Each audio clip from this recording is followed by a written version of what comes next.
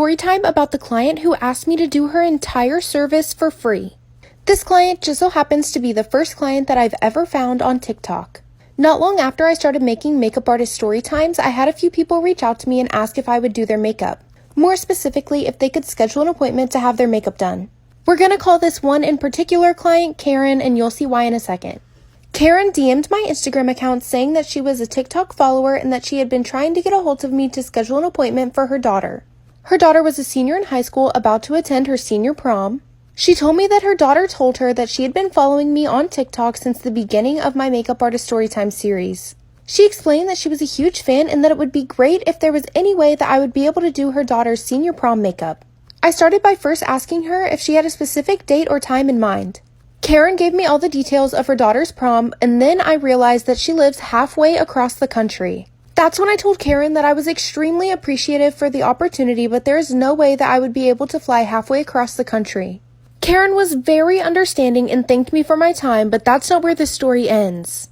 A couple of weeks later, I hear back from Karen in my Instagram DMs. It said something along the lines of, "Hello, my daughter's senior prom is coming up and we would love for you to be able to do her makeup," followed by the exact same date, time, and location that she had given me just a couple weeks ago. I was a little confused at first because our first conversation was literally saved right above this one. I responded back and told her again that I would not be able to make the event. I apologized for any inconvenience and I thanked her for the opportunity yet again. But of course, Karen was not going to take no for an answer. Karen started DMing me repeatedly, basically rephrasing her initial question in multiple different ways, and then I finally decided just to give her what she was asking for. I told her that I would be able to make the event if she was able to pay for a round-trip airfare, at least one night of a hotel stay, and pay for my services. Surprisingly, Karen actually agreed to this plan. Karen gave me a budget of $5,000, saying that that should cover my round-trip ticket, a hotel stay, and all of my services and products. To be completely honest, I really didn't think that this plan was going to go through, but I decided to play along anyway because it would be great to be able to meet some of my followers. As the date for her daughter's prom grew closer, I decided to reach back out to Karen and make sure that everything was still okay. Previously, we had agreed on her paying me the $5,000 a couple of days before my departure.